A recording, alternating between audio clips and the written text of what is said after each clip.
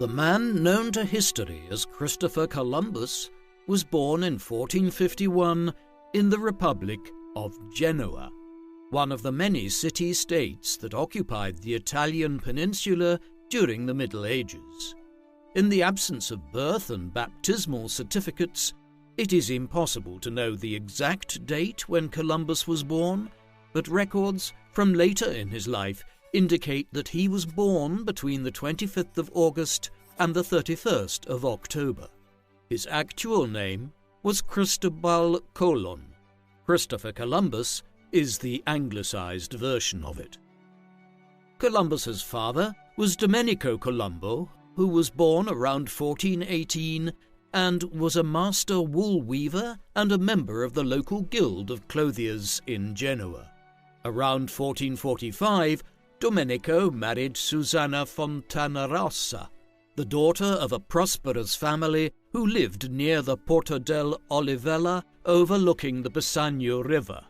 It was most likely here that Christopher was born in 1451.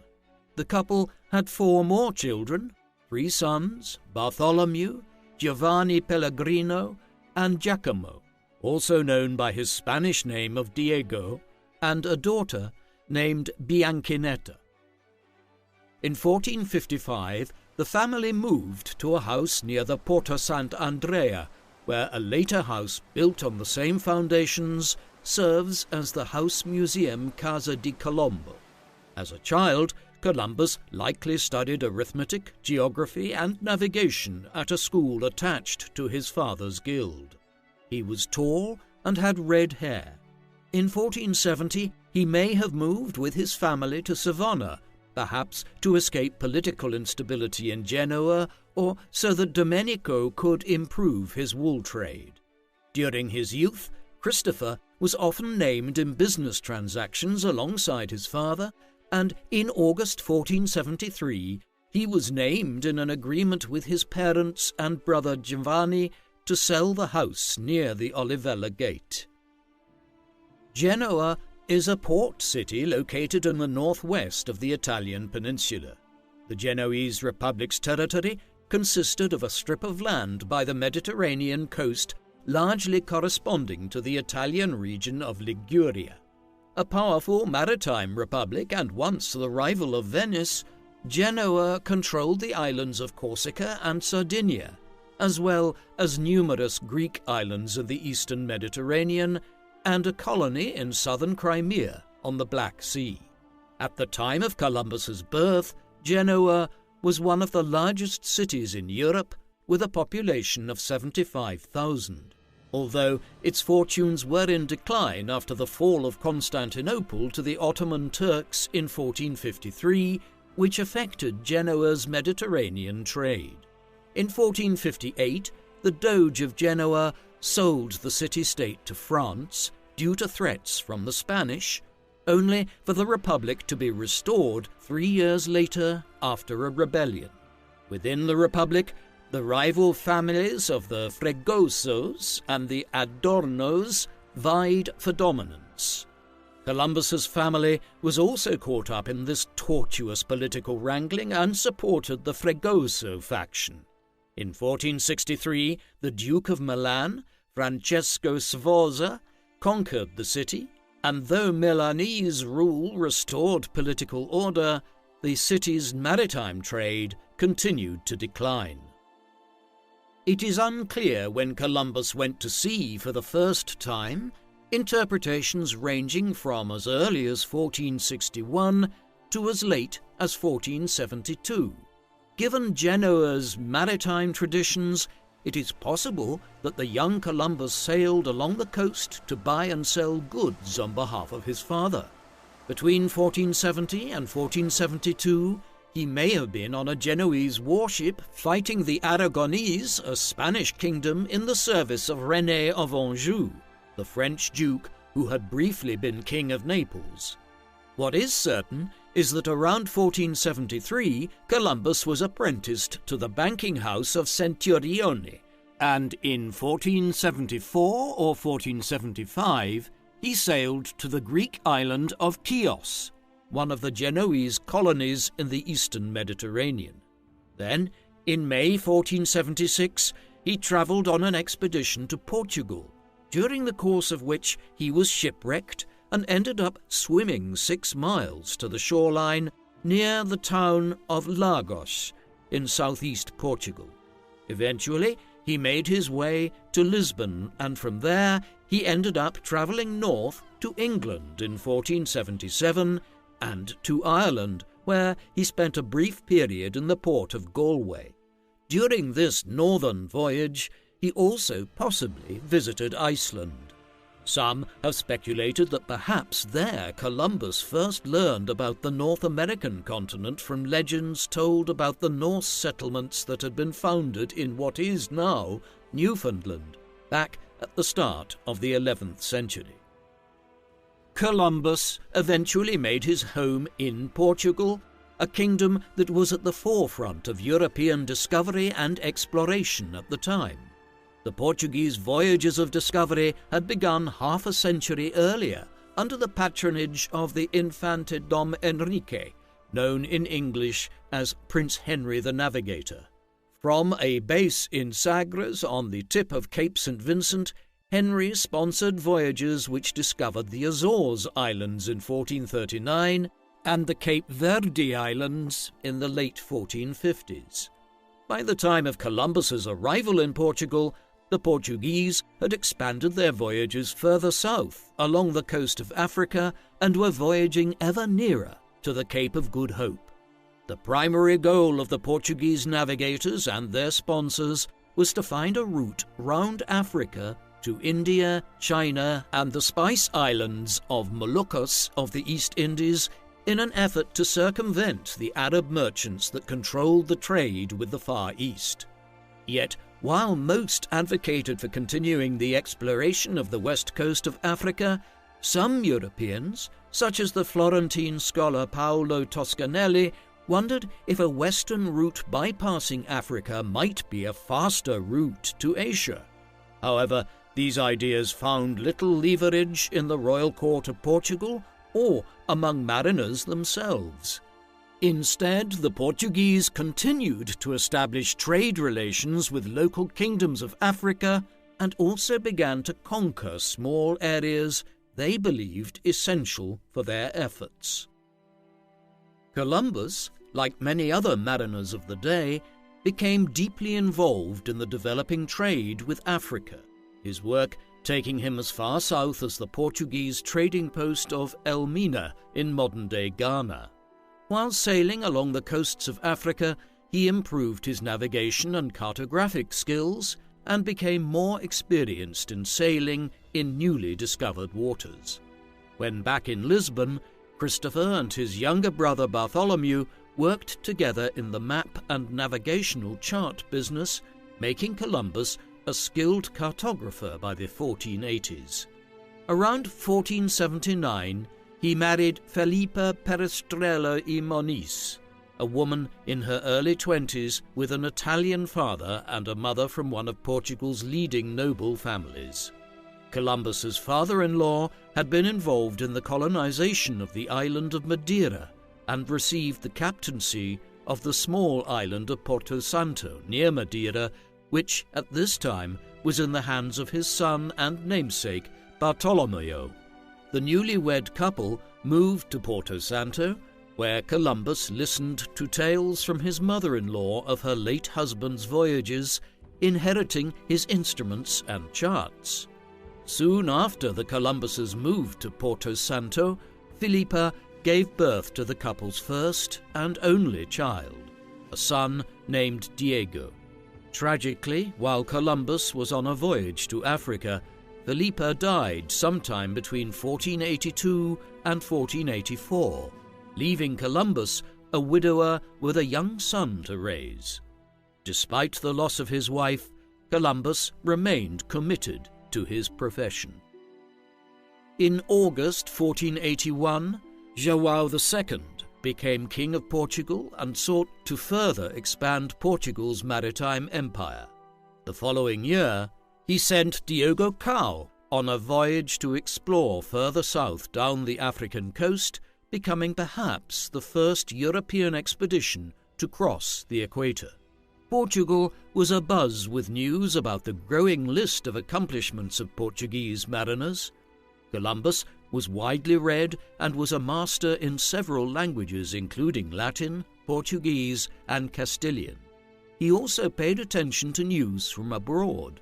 In Lisbon, he heard stories of mariners sailing out of the port of Bristol in southern England, sighting land to the west of Ireland, and he corresponded with Paolo Toscanelli about his theories about the size of the Earth and the potential of finding a western route to Asia. In creating his theories, Columbus drew upon Toscanelli as well as geographers from the Islamic world and ancient Greece. He made his own calculations, which indicated that Japan, or Cipangu, as the famous explorer Marco Polo called it, was 2,400 nautical miles due west of the Canary Islands.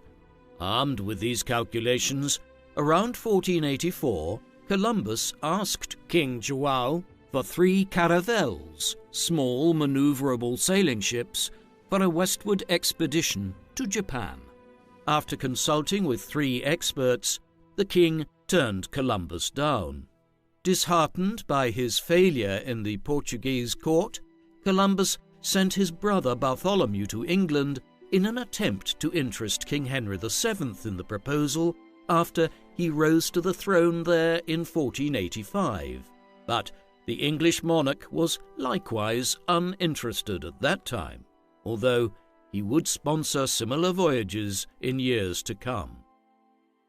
Meanwhile, in mid-1485, Christopher went to King Ferdinand and Queen Isabella, the rulers of the 2 Spanish kingdoms, Aragon and Castile, who were at that time forging a new Spanish nation after their marriage had brought the Castilians and the Aragonese into a political union. Upon his arrival in Spain, Columbus initially called on the Duke of Medina Sidonia and the Duke of Medina Celi, both wealthy aristocrats with plenty of influence at court. While Medina Celi was prepared to furnish Columbus with the 3 or 4 caravels he requested, he recognized the potential impact of such a voyage and requested permission from Queen Isabella, who agreed to meet the Genoese navigator. While he was waiting for an audience with the Queen in Spain, Columbus met a young orphaned peasant girl named Beatriz Enriquez de Harana, who would become his mistress and mother to his second child, Ferdinand, in 1488. Columbus's fortunes seemed to be on the rise, particularly after an encouraging first meeting with Queen Isabella in May 1486. Following the meeting, Isabella appointed a commission to examine Columbus's proposed voyage. As the commission met in the university town of Santander, its members were skeptical about Columbus's theory of a narrow western ocean, but did not dismiss a western voyage altogether. In 1487, Columbus was put on the royal payroll. However, for the time being, in the late 1480s and into the early 1490s, Isabella and Ferdinand's primary focus remained on conquering the last Muslim emirate in southern Spain, the Emirate of Granada, and for a time, Columbus's plans were delayed further. Frustrated but still undaunted, in 1488 Columbus returned to Portugal to make a second attempt at convincing King João to fund his expedition. While he was in Lisbon, in December, another mariner in Portuguese employ, Bartolomeu Dias, returned from a voyage down the African coast. Although Dias had not reached India, he had rounded the southern tip of Africa and became the first of the voyagers to look out onto the Indian Ocean. Dias's voyage established a viable eastern route to India, and the King of Portugal lost any and all interest in Columbus's proposed western route. Hence, between 1489 and 1491, Columbus returned to Spain to petition Isabella and Ferdinand. But he received word in 1490 that the commission established by Queen Isabella to investigate his proposed western voyage had finally reported and rejected Columbus's idea, claiming, among other things, that it would in fact take 3 years to sail west to Asia, thus making it a far less pragmatic option for the monarchs of Spain than sending their own ships around the continent of Africa. Yet, when Ferdinand and Isabella received the report, they neither accepted nor rejected it, but informed Columbus that his proposals might be considered once again after the conquest of Granada. After waiting for several months without any further information, Columbus considered going to France, where his brother Bartholomew was hopeful about the support of the King of France. But then a potential breakthrough came for Christopher while in Spain in the summer of 1491, when he was granted an audience with Queen Isabella, who was at the fortified camp of Santa Fe overseeing the siege of Granada. According to Ferdinand Columbus's biography of his father, written many years later, Columbus's idea was rejected yet again on this occasion, not because the committee found his ideas impractical, but because the king and queen were not prepared to accept his demands for titles and revenues.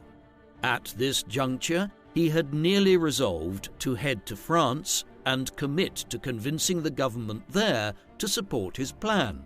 But in January 1492, the city of Granada, the last Muslim stronghold in the Iberian Peninsula, capitulated to the Spanish besiegers. With this, Isabella and Ferdinand suddenly became much more receptive to Columbus's proposals. Concerted negotiations commenced, and in April 1492, an agreement was finally reached. Columbus was to be sent westwards with 3 caravels and sailors paid for by the Spanish monarchs. The king and queen also agreed to appoint Columbus as viceroy and governor-general to all the lands that he might discover or claim in their name. Armed with these promises, Columbus left Granada on the 12th of May 1492 and arrived at the port of Palos de la Frontera on the 22nd of May 1492. The authorities at Palos were ordered by the king and queen to provide and refit 2 caravels, the Niña and Pinta, while Columbus himself chartered the Carack Santa Maria. It is important to bear in mind how small these ships that would discover the Americas were. The caravels were around 15 meters in length and 5 meters wide at its widest point, while the Santa Maria may have been up to 20 meters in length and around 6 meters wide.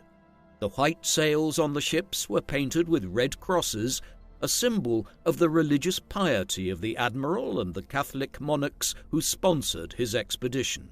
Columbus's flagship was the Santa Maria, with its owner, Juan de la Cosa, as second in command. Martín Alonso Pinzón and his younger brother, Vicente Yáñez Pinzón, captained the Pinta and Niña respectively. There is some evidence that Martín Alonso had been curious about a western passage to Japan before joining Columbus's voyage. On the 3rd of August, Columbus's fleet departed Palos for the Canary Islands. 9 days later, the Santa Maria and the Niña arrived at the island of Gomera in the Canaries. The Pinta, whose rudder had been damaged, would not arrive in Las Palmas until the 24th of August. Columbus and the rest of the ships arrived at Las Palmas on the following day and waited for the Pinta's rudder to be rebuilt under the supervision of Martín Alonso. On the morning of the 6th of September, Columbus's fleet weighed anchor, though unfavorable winds meant that it was not until the 9th of September that the ships left the Canaries behind and made their journey into the great unknown. Columbus's ships carried provisions for over a year, and if he sailed far enough, he was guaranteed to hit land. But he made a conscious decision to understate the distance he believed the fleet had travelled in order to make his crew believe that they were closer to home than they actually were. By the 19th of September, they were over 1,000 miles west of the Canaries, carried by favourable trade winds, but from the 20th onwards, the winds turned against them, enabling the admiral to reassure his crew that they would also have suitable winds for the homeward passage. The fleet made good progress during the first week of October, and by the 6th of October they had sailed further west than where Columbus had expected to find Japan. While Martin Alonso suggested changing course, the admiral continued west, hoping to hit China instead. At sunset on the 7th, noticing a flock of birds heading west-southwest, Columbus changed course to follow the birds, hoping they were headed for land. A couple of days later, the Pinzon brothers advised Columbus to turn back, and on the 10th, the crew of the Santa Maria were in open mutiny. The admiral quelled the mutiny by promising the men that they would sail on for 3 or 4 more days and turn back then if they did not reach land. After changing course back west late on the 11th, the Pinta's lookout, Rodrigo de Triana, sighted land at 2 o'clock in the morning of the 12th. Columbus gave orders to lower sail, and after daybreak he came ashore 33 days after leaving the Canaries. Columbus had succeeded in directing his fleet across the Atlantic. However, the lands he discovered were not the ones he believed they were. Columbus and his men had arrived in the Bahamas and set foot on an island known locally as Guanaani, which the admiral claimed for the Spanish crown as San Salvador. The visitors were greeted by the Taino people, a tribe that cultivated corn and made pottery, but were typically unarmed and naked. Columbus declared to the natives that he was sent not to subjugate you, but to teach you the true religion. Writing in his journal, which he intended to present to the sovereigns, Columbus believed that these Indians would be useful as servants and was deeply impressed with what he saw as the goodness of the culture of the people. Given how far he sailed, Columbus was certain that he had reached the Indies, though the poverty of the Indians he encountered convinced the admiral that he had not reached Japan.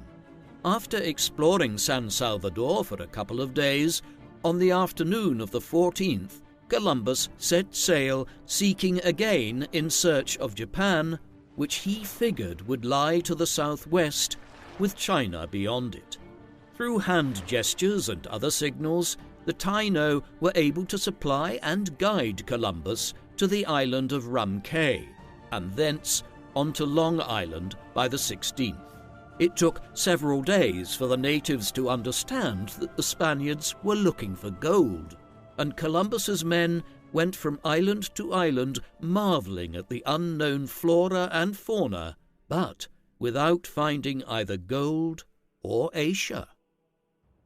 Convinced that he was only a day or two away from Japan, on the 23rd of October, Columbus set sail for Cuba, which he believed, from what the natives had indicated, might be Japan. After arriving there on the 28th, he described the place as the most beautiful that eyes have ever seen, full of very good harbours and deep rivers. When he did not find any sign of the gold, pearls, and precious stones that Marco Polo wrote of in his description of Japan, Columbus concluded that he must be on the Chinese mainland. Persuaded by the local Taino that the city of Quinsay, Marco Polo's designation for the Chinese city of Hangzhou, was some 25 miles to the south, Columbus dispatched an embassy to the Grand Khan, headed by the Arabic interpreter Luis de Torres, carrying an official letter of credence from Ferdinand and Isabella. On the 5th of November, the delegation returned to report that all they had seen was a village of several hundred people living in thatched huts, and the man they hoped would be the Emperor of China was merely a local chieftain, or cacique. Yet, in their quest for gold, they had stumbled on local Tainos rolling cigars and smoking tobacco, a crop that would soon become quite valuable. Although disappointed not to have found any trace of the Chinese emperor, Columbus wrote in his journal, intended for the king and queen, that the Indians would make good Christians.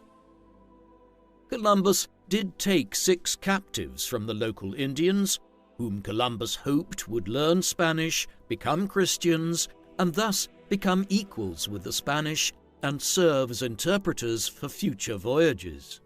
However, Columbus wrote in his diary that we might form great friendship, for I knew they were a people who could be more easily freed and converted to our holy faith by love than by force. On the 10th of November, Columbus sailed east, heading for the island of Baneque, since identified as Great Inagua, where the Indians spoke of beaches covered in gold. By the middle of November, the fleet was struggling against the wind, and Columbus decided to turn back to Cuba. After stopping off at various harbors there, on the 5th of December, the admiral reached the eastern extremity of the island and was planning another attempt at Baneque when he decided to take advantage of favorable winds to cross over to the island to the east, which the Taino called Haiti. Columbus named the new land Hispaniola, subsequently Latinized as Hispaniola. On the 16th of December, he entertained a local chief there and was encouraged by the fact that the people here wore gold jewelry. The chief and other locals informed him that the gold lay further to the east, and they duly sailed along the northern coast of Hispaniola in search of it. By the 22nd, Columbus arrived at Ackle Bay and was receiving gifts from the natives, which included small pieces of gold. He received messengers from Guacanagari, the supreme chief in northwest Haiti, who informed him that the precious metals they had were from a region of central Hispaniola that they called the Cibo. Perhaps this was where Marco Polo's Cipangu was to be found, Columbus speculated. On Christmas Eve, Columbus sailed east, hoping to spend Christmas Day with Guacanagari. On the night of the 24th, after rounding Cape Haitian, the Santa Maria ran aground while those on board were asleep, lulled into the false sense of security provided by the bay. Alerted by a small boy who remained awake, Columbus realized that the ship was taking in water and ordered Juan de la Cosa to take steps to save it. But instead, the Santa Maria's owner sought refuge with the Niña, whose captain ordered him to go back to save his ship. By the time he returned, Columbus was forced to abandon the Santa Maria and evacuate her men and stores to the Niña, a task carried out with the assistance of Guacanagari and his subjects. After meeting Columbus on the morning of the 26th, the cacique presented the admiral with gifts of gold and gestured where to find a mine with a great abundance of gold. When Guacanagari expressed his fears about the allegedly cannibal Caribs who lived there, Columbus showed the chieftain the bows and arrows and muskets salvaged from the Santa Maria and won his trust. Many Spaniards begged to remain behind to profit from the local mine. Columbus ordered a fort to be built on the site, which he named La Navidad. 39 men, led by Diego de Hrana, the cousin of Columbus's mistress Beatriz, stayed behind at the new settlement. Following reports from Indians that the Pinta, which had sailed away from the main fleet some weeks earlier, had been sighted further to the east, after bidding farewell to his host on the 2nd of January, Columbus set sail on the 4th. By the 6th, he found the Pinta, sailing in his direction, and welcomed Martin Alonso aboard. Both men defended their conduct on their day of separation, and Pinzon reported to his superior that while he had reached Paneque, he found no gold there and sailed south to Hispaniola and reached the peninsula of Monte Cristi 3 weeks earlier. By this time, Columbus and the other senior mariners were coming to the conclusion that the time had come to return to Spain to report on their discoveries, even if they had not located Japan, China, or a major source of gold. Thus, in mid-January, they turned back east and headed home. During the return voyage in mid-February, Columbus composed a letter which he intended to submit to the King and Queen when he arrived back to Spain, one which outlined his discoveries and made the case for a second voyage. He claimed that Cuba was China and told tales of Hispaniola and its gold, even though he had found no major source of the precious metal. Soon after finishing the letter, the fleet was caught up in a terrible storm, and the two caravels lost sight of each other. After praying for salvation, the wind died down on the 14th, and on the 17th they arrived at the island of Santa Maria in the Azores. Since he was in the service of the Spanish monarchs, Columbus had sought to avoid any Portuguese territory, but the damage to the Niña forced him to make repairs and take on provisions.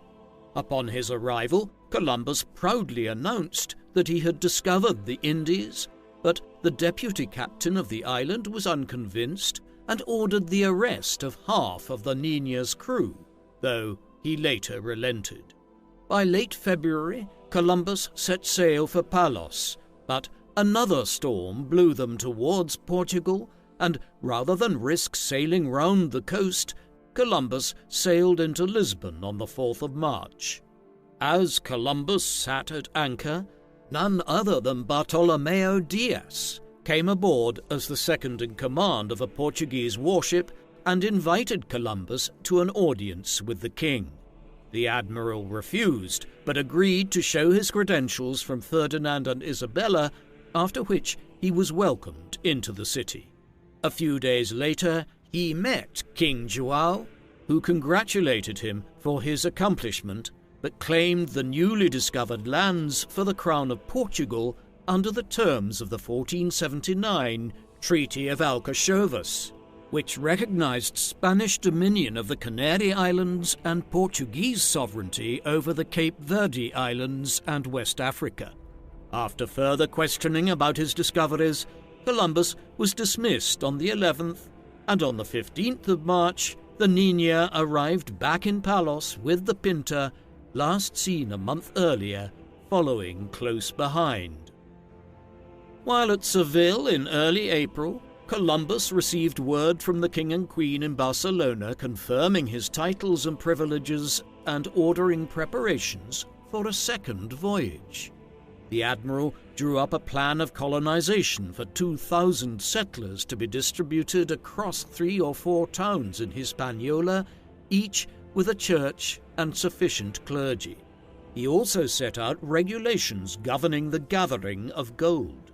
Even before Columbus's arrival at court in Barcelona at the end of April, Ferdinand and Isabella had sent news of Columbus's discoveries to Pope Alexander VI, a Spaniard by birth, who issued 4 papal bulls confirming Spanish sovereignty over not only the lands which Columbus had discovered, but any future lands 100 leagues towards the west and south from any of the islands commonly known as the Azores and Cape Verdes.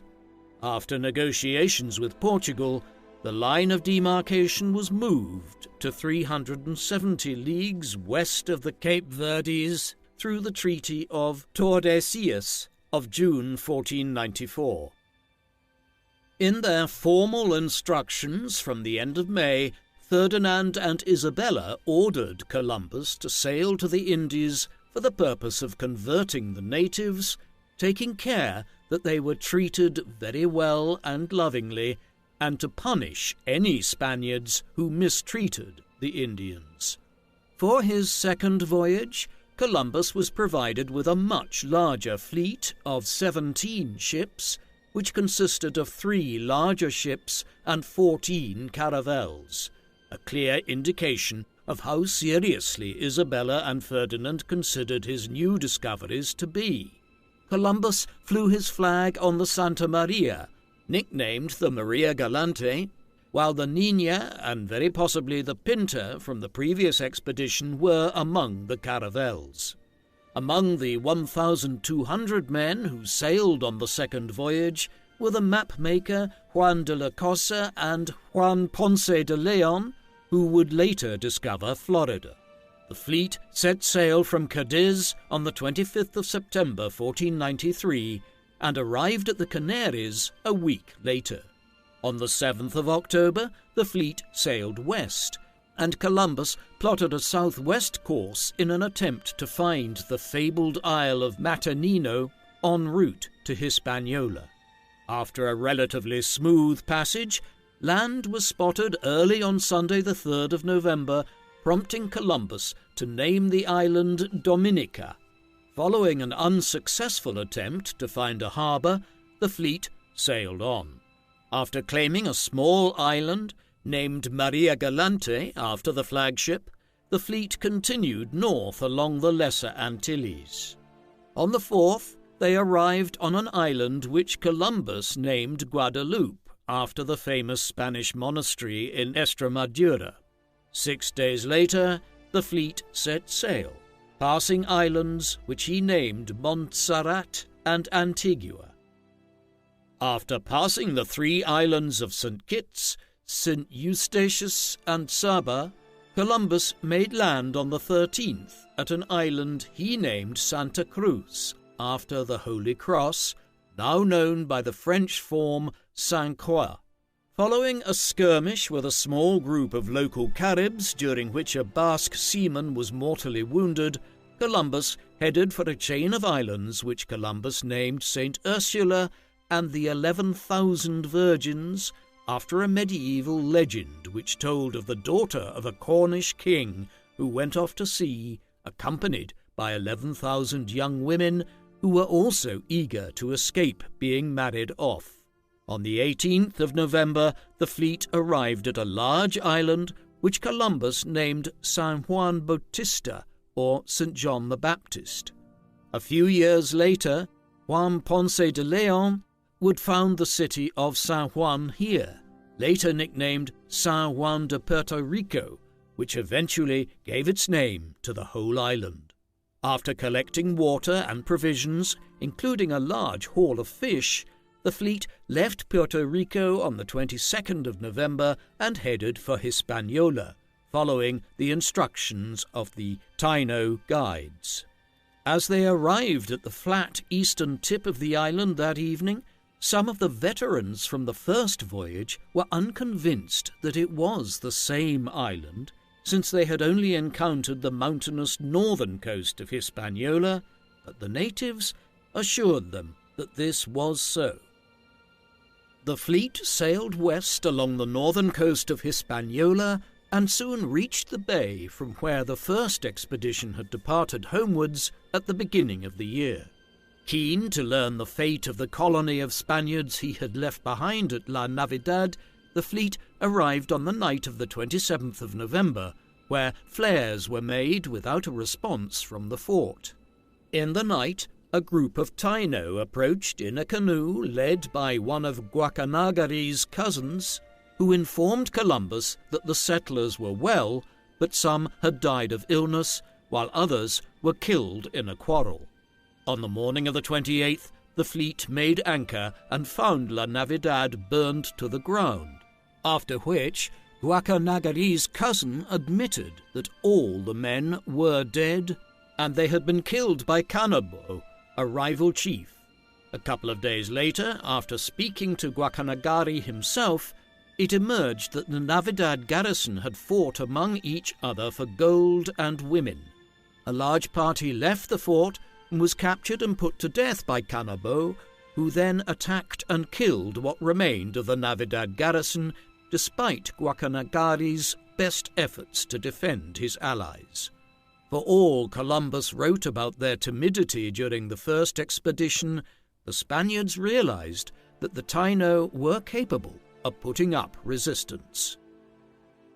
Mourning the loss of his comrades and seeking a location for a new colony nearer to the gold of Cibao, Columbus left the unhappy site of Navidad on the 7th of December and attempted to sail eastwards against the trade winds.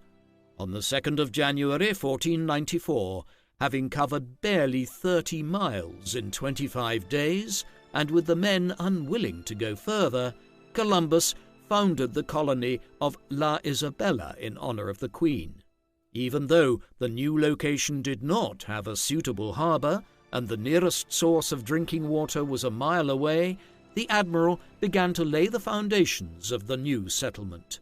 On the 6th, he ordered Alonso de Ojeda to lead an inland expedition to the Cibao. The party returned with gifts of gold from the natives living among the rivers that flowed from the mountains, but Columbus was keen to find a mine to bring back the vast quantity of gold that he had promised Ferdinand and Isabella. However, with the men at La Isabela falling sick, on the 2nd of February Columbus decided to send 12 ships back to Spain under Antonio de Torres to request further supplies, leaving behind 2 bigger ships and 3 caravels. On the 12th of March, Columbus led an expedition up the mountains of the Cibao and established an inland fort at Santo Tomas, which he intended as the center of mining operations. He would remain here for several weeks. On the 24th of April, Columbus took the 3 caravels and went to Cuba, hoping to prove his theory correct that it was a peninsula connected to the Chinese mainland. After reaching the eastern promontory on the 30th, Columbus and his captains decided to explore the unknown south coast. Late in the day, they entered a harbor, which Columbus called Puerto Grande, but was known by the native Taino as Guantanamo. After hugging the shore before it turned northeast at Cape Cruz, Columbus sailed south for Jamaica, where he was told there would be large quantities of gold. Arriving there on the 5th of May, Columbus encountered more than 60 canoes full of warriors who dispersed after a blank salvo from the Spanish cannons. The following day, they came across another band of warriors and killed several with crossbows, and after failing to find the promised gold, the fleet returned to Cuba. After going round the coast, the fleet headed west and discovered an archipelago off southern Cuba, which Columbus named the Queen's Garden. Here, they encountered flamingos for the first time. As the fleet continued west, Columbus was encouraged by natives who informed him that the coast had no end.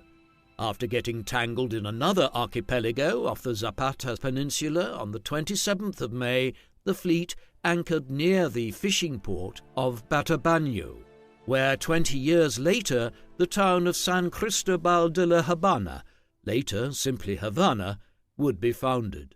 By the middle of June, Columbus was less than 50 miles from the western end of Cuba, but as the coast curved to the south, the admiral convinced himself that this was the Malay Peninsula.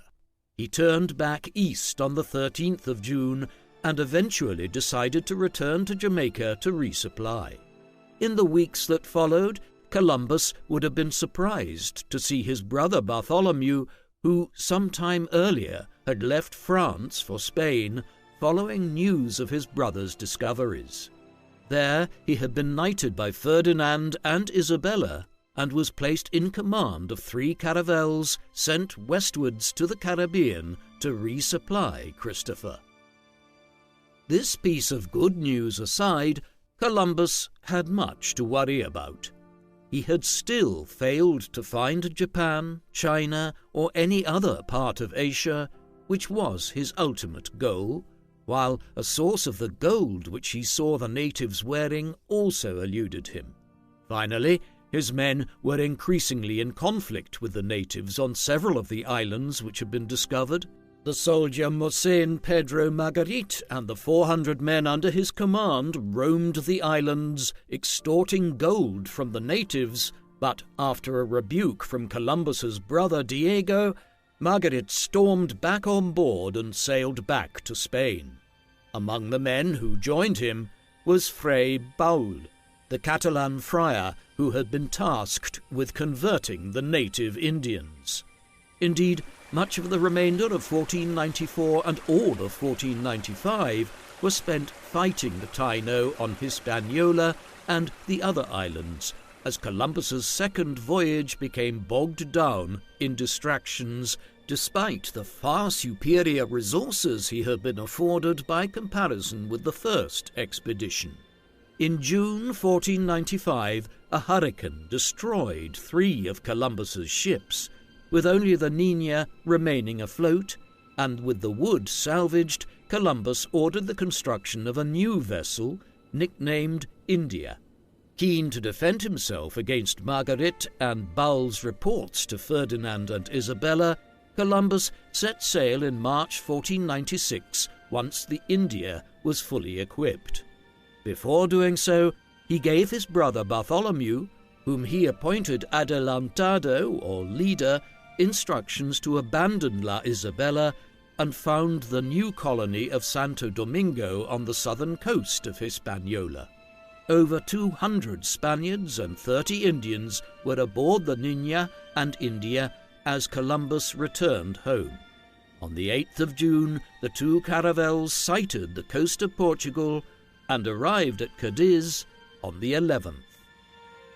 In the summer of 1496, Columbus met the King and Queen at court in Burgos and presented his case for a third voyage. The sovereigns agreed to Columbus's proposal to send 2 ships to re-provision Hispaniola and 6 to explore the ocean south of the islands, where King João of Portugal believed there was a large continent. Since the monarchs were otherwise distracted by the wars they were engaged in against the French and others in Italy, it was not until April 1497 that they issued instructions for a new voyage. In January 1498, the Niña and India were sent ahead to Hispaniola, while Columbus chartered 6 further ships, which consisted of the Admiral's flagship and 5 caravels. Columbus's third voyage began on the 30th of May 1498, and after anchoring in the Canaries on the 19th of June, the Admiral ordered 3 caravels to sail to Hispaniola via Dominica and Puerto Rico, while he took the rest to the Cape Verdes. On the 4th of July, Columbus set sail for the Indies on a southwest course in his attempt to validate the theory of a large continent south of the Caribbean islands. In late July, he passed an island with 3 mountains to the west, which Columbus named Trinidad. Then, for the first time in his voyages, Columbus caught sight of the American mainland on the 1st of August 1498, but from 10 miles away it looked like an island which Columbus named Isla Sancta. After anchoring on the southwestern cape of Trinidad, the men came ashore, where Columbus was disappointed to find that the native inhabitants were the familiar Caribs. On the 5th of August, the fleet headed west and anchored on the American mainland for the first time. The following day, the fleet anchored on the south of the Paria Peninsula, where Columbus encountered natives wearing jewelry made of guanin, an alloy of gold, silver, and copper. Recognizing that these Indians were of a different and seemingly more advanced culture and spoke a different language, Columbus captured a few to become interpreters. As they sailed along the coast, the Spaniards were excited to see the women wearing pearl necklaces. On the 10th of August, Columbus sailed west under the assumption that Paria was an island, but was eventually forced to turn back east. After sailing through the northern channel between Trinidad and Venezuela, which Columbus named the Boca del Dragon, the admiral sailed west along the coast and finally realized that he must have discovered the hypothesized continent hitherto unknown to mankind. Convinced that he was south of China, Columbus desperately wanted to continue exploring, but instead was compelled to resupply his brother in Hispaniola. On the 20th of August, Columbus arrived at Beata Island, 100 miles from Santo Domingo, where he met his brother the following day. On the 22nd, they made their way back to the port and arrived on the 31st. During Columbus's absence, Francisco Roldan, whom Columbus had appointed Chief Justice on the island, had led a rebellion against Bartholomew. After the arrival of the Niña and India, carrying news of royal confirmation of the Adelantado's authority, the men aboard joined Bartholomew in pacifying Roldan. The Spanish rebel remained at large, and his rebellion had been bolstered by men from the 3 caravels Columbus sent from the Canaries, who missed Santo Domingo and ended up near Roldan's headquarters at Zaragua. On the 18th of October, Columbus sent 2 of his ships back to Spain with news about his discoveries of the mainland continent and requested reinforcements to deal with the rebellion. In the meantime, the admiral sought to negotiate with Roldan and was forced to grant concessions to him in September 1499, offering the rebels free passage home with their slaves and free land grants for those who stayed. In the process, Columbus helped to set up the encomienda system by allocating large tracts of land and the Indians who lived on it to individual settlers. The caciques consented to this new arrangement, which was less of a burden than the gold tribute. While Columbus struggled to restore order on Hispaniola, he received news that Alonso de Ojeda had obtained permission to lead a voyage of his own, reaching the Gulf of Paria, and continued his discoveries on the mainland, which he named Venezuela. The Florentine Amerigo Vespucci, who joined this expedition, would later lend his name to the whole continent, America being named after Amerigo, who published some pamphlets back in Europe in the years that followed, advertising the discovery of the new continent which now bears his name. Ojeda was not alone in undertaking such voyages independent of Columbus. Vicente Yanez Pinzon carried out his own expedition in 1499, discovering the mouth of the Amazon River and large parts of the Brazilian coast, before doubling back to Paria and Hispaniola.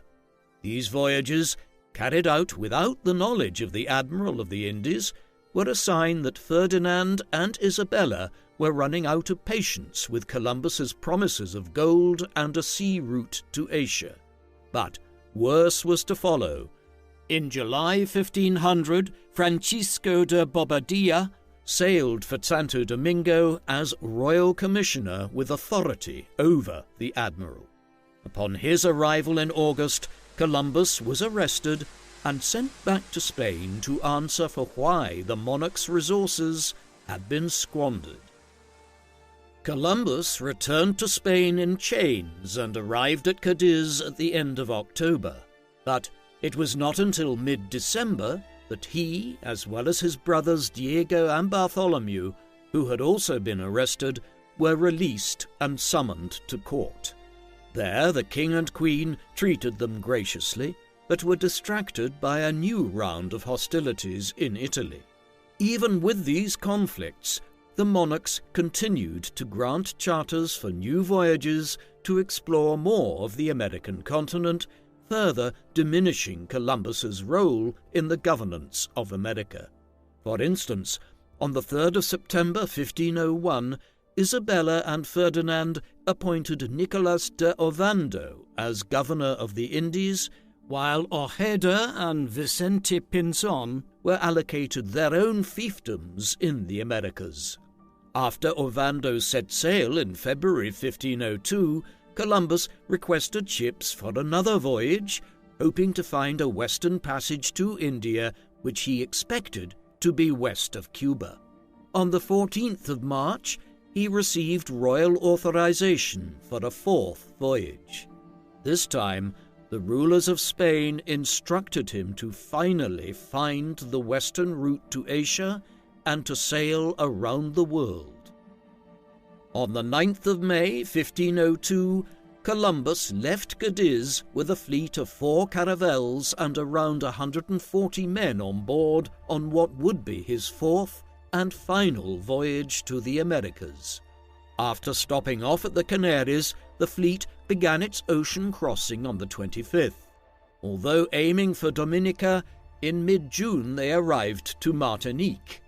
Despite being warned by the monarchs not to call at Hispaniola on the outbound voyage, Columbus arrived there at the end of the month, seeking to replace one of his ships, which he deemed too unwieldy for exploration.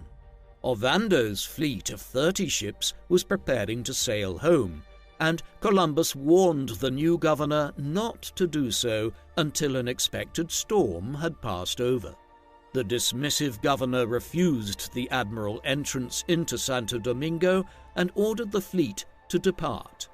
Soon enough, almost the entire fleet was destroyed, including the flagship with Antonio de Torres and Bobadilla, and a substantial quantity of gold on board.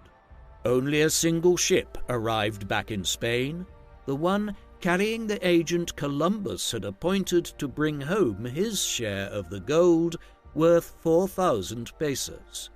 While Santo Domingo itself was destroyed by the hurricane, Columbus intelligently shielded his fleet from the most powerful winds, and all 4 ships survived. The hurricane was a sign of things to come for Columbus's fourth voyage. From the end of July to mid-October, the fleet sailed along Central America, trying to find the straits that would carry them westwards to what Columbus imagined was the Indian Ocean. After reaching land on the northern coast of Honduras on the 16th of August, the fleet sailed east and then south along the eastern coast of Nicaragua towards Costa Rica. In early October, the fleet sailed into a channel which for a brief moment appeared to be the desired straits, but instead turned out to be a wide bay which the admiral named Almirante Bay.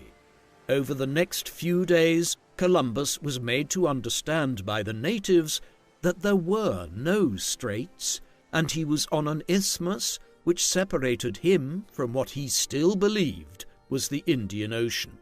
He consoled himself that these natives wore large gold discs on their chests as jewelry. For the remainder of the year, the fleet sailed along the coast of the Veragua region to Panama, which the Indians identified as a great source of gold. The fleet spent Christmas and New Year of 1503 anchored within sight of the location where the Panama Canal would be built 4 centuries later. On the 6th of January 1503, Columbus set up camp near a river he named Belen, which was intended as a base for exploring the promised gold of Veragua. The Spanish soon obtained permission to explore from the local cacique of the Guaymi tribe, and at the beginning of February they managed to find a source of gold richer than any in Hispaniola. Finally, Columbus seemed to have accomplished one of his main goals, to find a source of precious metal, and he now ordered the construction of a permanent settlement nearby, which he named Santa Maria de Belen. In early April 1504, Columbus decided to leave some of his men behind and head home to Spain with news of the discovery of a source of gold. This was a violation of his instructions, which had commanded him to find the western route, but the discovery of a source of gold left him confident that his employers would want him to return home to inform them of what he had found. After sailing east along the Panama coast, Columbus imagined that Hispaniola was directly due north, but instead his fleet, now down to 2, after another worm-eaten ship had to be abandoned, was heading straight for Cuba. On the 10th of May, they came across a group of islands full of turtles, which they named Las Tortugas, now the Cayman Islands. By the time they reached the southern coast of Cuba, the remaining ships were in extremely bad condition and taking on water, prompting Columbus to head south for Jamaica. As the ships were no longer seaworthy, they ran ashore on the 25th of May at a place now called St. Anne's Bay. They would spend over a year here, effectively waiting to be rescued by their compatriots on the other islands of the Caribbean. During this time, Columbus had to contend with infighting amongst his men, native revolts, and dwindling resources. In the end, it was only at the end of June 1504 that a small caravel of Spanish colonists from Hispaniola found them stranded on Jamaica. After taking on the 100 or so survivors that remained, the vessel arrived in Santo Domingo 6 weeks later. There, in September 1504, Columbus chartered a new ship and sailed for Europe, leaving America behind for the last time, though his aspiration was to return again when he left. He arrived in Spain on the 7th of November 1504. When Columbus returned, he received no invitation to make report from the King and Queen, as Queen Isabella was terminally ill and died just 2.5 weeks later.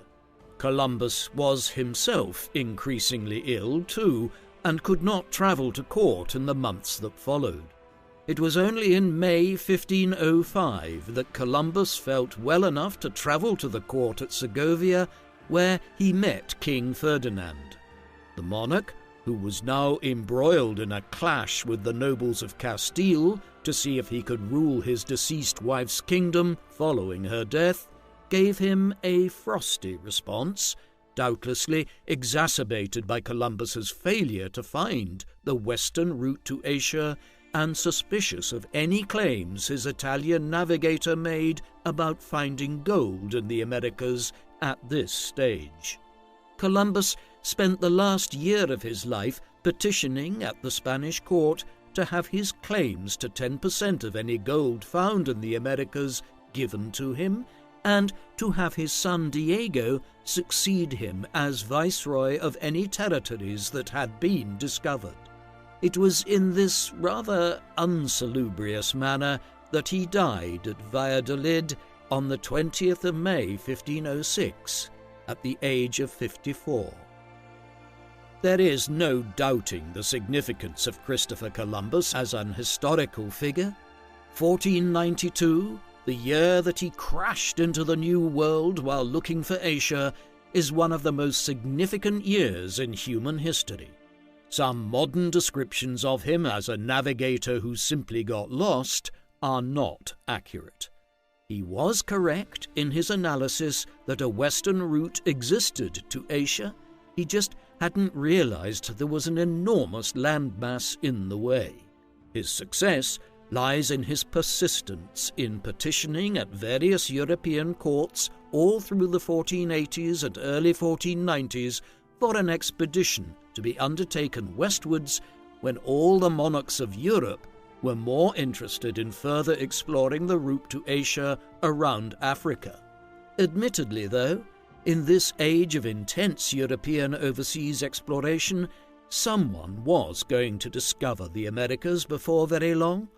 It is worth remembering that John Cabot, Another Italian explorer in the service of King Henry VII of England was actually the first person to reach mainland America in early modern times when he arrived there in 1497, at a time when Columbus and the Spanish were still exploring the islands of the Caribbean. As such, had Columbus not rediscovered the New World in 1492 in the way that he did, someone else would have done so before long. His accomplishments would not have satisfied him. Ultimately, when he died in 1506, he did so believing his work to have ended in failure, as the western route to Asia was not found, nor riches obtained. It would be 14 years before Ferdinand Magellan sailed around the southern tip of the Americas in 1520 before the western route into the Pacific Ocean was located, right around the time that Hernan Cortés was conquering the Aztec Empire in Mexico and setting Spain on the road to obtaining vast riches from the Americas. Had he lived to see those events, Columbus might have believed his life's work had ended in success. What do you think of Christopher Columbus? Was he a visionary who should be credited with discovering the Americas, or would someone else have founded the New World before very long if he hadn't done so? Please let us know in the comment section. And in the meantime, thank you very much for watching.